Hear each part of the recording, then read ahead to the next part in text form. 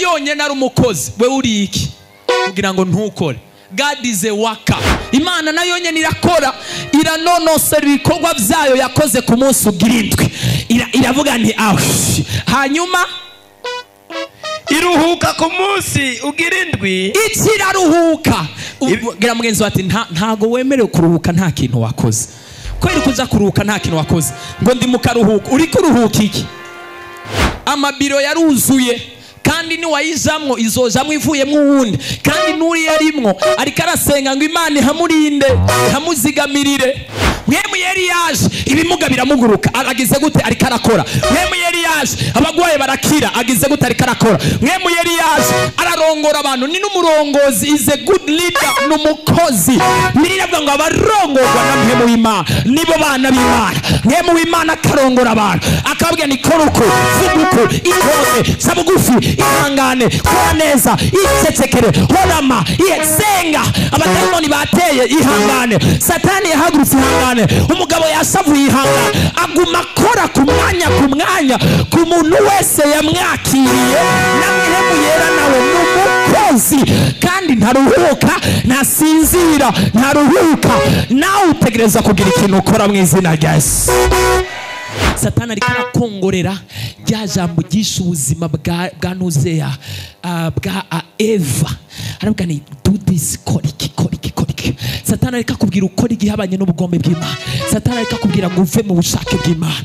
Satani ariko arakubwira umviriza, naho byo byarashitse bikagushikira ukaja mu ntege nke, biravuga ngo hari cyariho ibyizigiro yuko igiti cyatemwe cyumvise amazi cyongera kikanaga amababi akaza rabose kekeni muzama. Ngo nahora nkijijwe ngabakizwa ngo baragoye barameze uko. Who called you? Ninde mukizwa afise ijuru ngaha azokujanamwo? Ninde mukizwa afise ijuru ngaha azokwambikiramo igitsibo? Who? Ninde mukizwa afise who? Hint. Amajambo gusa, the sharpest weapon of the devil, inkoti karishe ya Satani yitwa amajambo. Ariko aratema imitwe y'abantu benshi mu kwizera, akabashyira hasi, akabahagarika ibikorwa byo gusenga. Many they are falling down, they are being deceived. Yesu natufashe cyane gose. Ni gihe cyo gukora. This is a season to work. Ibyimbugwa ni byinshi. We have so many to harvest. Dusibyimbugwa byinshi. Abariko barapfa muri drug addiction ni benshi. Abariko barapfira mu biyayura mutwe byabisha ni benshi. Abariko bapfira mu busambanyi ni benshi. Abariko bapfira mu busuma ni benshi. Abariko bapfira mu bubeshi ni benshi. There are so many. So why? Hari abantu babayeho batazi ibyo bategeza gukora, bameze uko baguma bayerera. Uyu munsi yinjiye ngaha, ejo yinjiye ngaha. Uyu munsi yakundanye n'uyu, ejo yakundanye n'uyu. Uyu munsi ari karesha uyu, ejo areheje uyu. Uyu munsi abwiye uko amukunda, ejo abwiye uko amukunda. Ntibazi ibyo barimo. Uyu munsi ari ngaha, ejo ari ngaha. Uyu munsi ari ngaha kandi hose avuga ngo what are you doing? Imana ikurinda kugira ngo umenye icyo utegerezwa gukora. Ni wamenye icyo utegerezwa gukora hanyuma ugishire mu ngiro. Hari abantu batazi ibyo bategerezwa gukora mu buzima bwabo ngaha. Imana nimba yarakurinze gwa rupfu rwari rwaje kukwica, ni kugira ngo umenye kutegerezwa gukorera Imana. Imana nimba yarakurinze ntupfire mu byaha, ni kugira ngo umenye gukorera Imana, ushobore gukorera Imana mu muhamagaro wayo. Nimba Imana yarakurinze amasumu wariye, ni kugira ngo uhagarare neza mu gikorwa cyayo, ni kugira ngo ube inyungu n'umusaruro. Hari abantu bamenyere ko bategerezwa gukorera Imana ariko bagaca bicara bagashira ukuguru kukundi. Hari abamenye ibyo bategerezwa gukora bakaba babizi, mugabo hahaguruka amajambo baza kubavuga bakabakritika. Mana sinarinzi ko mugakiza ari uko bimeze, sinarinzi ko ari uko bimeze. None Mana wanzanye mu nzu yawe kwakomerekera. God will give you salvation. Imana izoguha agakiza ariko ntizokugwanirira agakiza kawe. Niwe uzogahagararira hanyuma utera intambwe imwe yo kukagwanirira no guhagararira no kukemanga. Ibindi byose izogenda bigufashamwo. n'ikimenyimenyi biravuga ngo muhemu wanje ntazokwamara nyinyorana n'umuntu w'inyama n'amaraso. Nimba udakonje kandi ntubire ngira ngire gute? Ndakudahwe ndakureke. Ni kuvuga utagize forme guhagararira gakiza ngo ugakorere Imana yaguhaye, irakudaha irakureka. Bangahe bavuye mu gakiza bari bakijwe uyu munsi baboregwa, arabanywanzoga bateye ubwoba, arabasambanyi bateye ubwoba, arabasuma bateye ubwoba, aba escrow. Kandi bari abantu bahamagara muhemu yera ibara rikagwa. Ntago bigeze bahagarara ngo bahagarare igikorwa cyawe. Utegerezwa guhagarara igikorwa cyawe. Pray for your assignment. Sengera igikorwa cyawe, sengera umurimo wawe. Cry, senga amajoro. Yesu ushoboza, Yesu mfata ukuboko. Shikira, singomba guhera umuhamagaro, singomba kuva mu muhamagaro. Naho Satani ariko aranca intege, ndamwangiye, ntibishoboka. Play. Bibiliya iravuga ngo turi umunyu w'isi. We are not a salt of church. Ntabwo turi umunyu w'isengero, turi umunyu w'iki? Abandi babera umunyu mu rusengero gusa, aje mu rusengero niyo.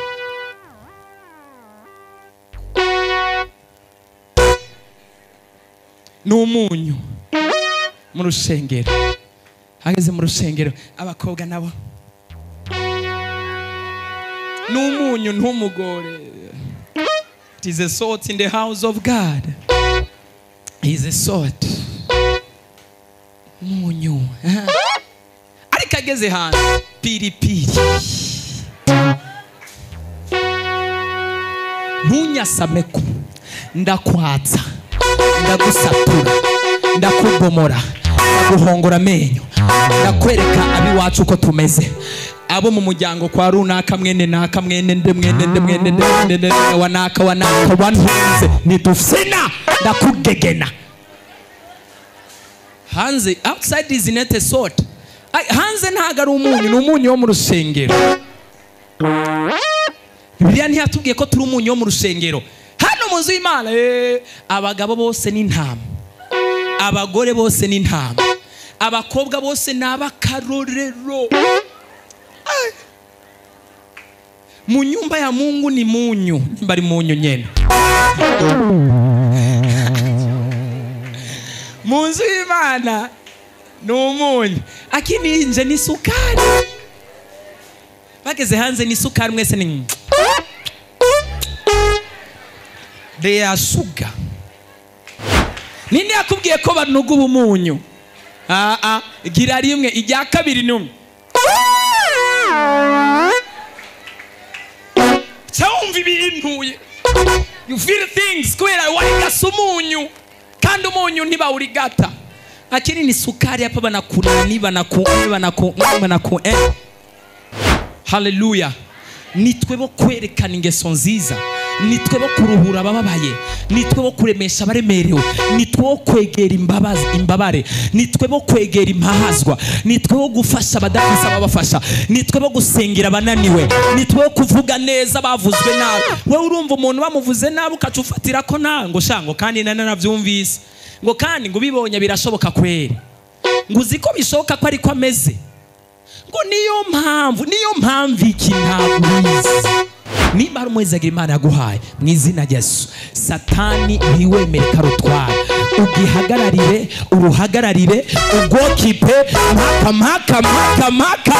Satani ntagusohore mu rugo ukabona wa mugore we bariko barahiga abadayimoni umugabo wawe. Musengere, vugana Imana ndavyanse, haguruka. Bibaye ngombwa kurara amajoro yarare, bibaye ngombwa kuterereza amasengesho yaterereze, bibaye ngombwa ko wisonzeshe, bandanya wokipe umugabo wawe maka Yesu yamuhaye hamwe n'isezerano wasezeranye ngo muzotandukanywa n'urupfu canke Yesu agarutse, ari byo vyonyene iyo batandukanyije. Niwemere ko abazimu bo mugutwara, niwemere ko Satani yo mugutwara.